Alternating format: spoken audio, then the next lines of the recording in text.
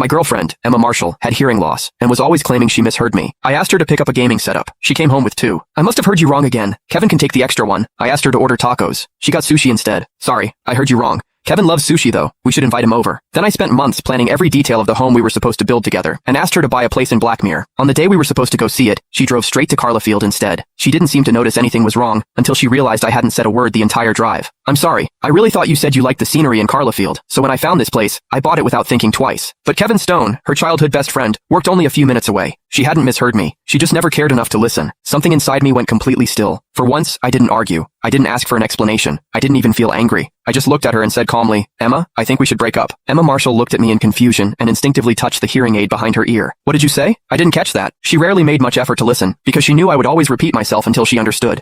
But this time, I didn't feel like saying it again. Nothing. I kept my voice even. Cancel the deal. I told you I wanted a house in Blackmere, so that's where we should be buying one. Her expression immediately soured. You can't just back out of buying a house because you changed your mind. You designed the whole place, and I spent weeks overseeing the renovations. Now you're suddenly saying you don't want it anymore? Can you stop being so unreasonable? The tension between us was thick when the lock suddenly beeped and the front door opened. Kevin Stone walked in using his fingerprint like he lived there. The three of us froze and stared at one another. The moment he realized we were arguing, Kevin stepped in without hesitation, acting more like Emma's boyfriend than I was. Scott, cut her some slack. She has hearing loss. It's not like she did it on purpose. Just stay for dinner. I'll cook, and we can celebrate the new place a little early. He started washing and chopping vegetables, then moved around the kitchen like he had done it 100 times before. He looked completely at home. Emma watched him with a softness in her eyes that was impossible to miss. Then, like always, she went over to help. The two of them worked side by side without even needing to talk, moving around each other with the easy familiarity of a couple who had been doing this for years. They seemed to have forgotten one small detail. This was supposed to be our future home. I turned to leave, but Emma rushed over and grabbed my arm. Kevin's going out of his way to cook us a housewarming dinner, and you're still acting like this?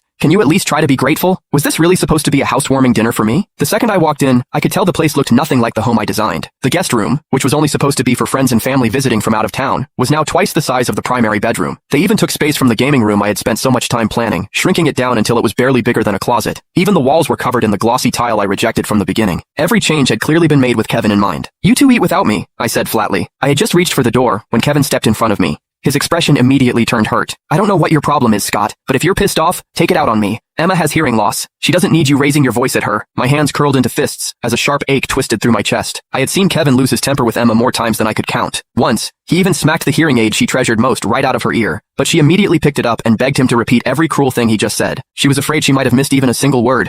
Yet whenever Emma and I argued, she would simply take out her hearing aids. Then she would leave me talking to myself until I looked like some unhinged idiot, throwing a fit for no reason. But I was done making a fool of myself. From now on, I wouldn't argue with her again. If he doesn't want to eat, then let him go. Emma was starting to lose patience. She glanced at the lightning outside and scoffed, but her next words hit me harder than I expected. Just don't come running back to me when the thunder starts.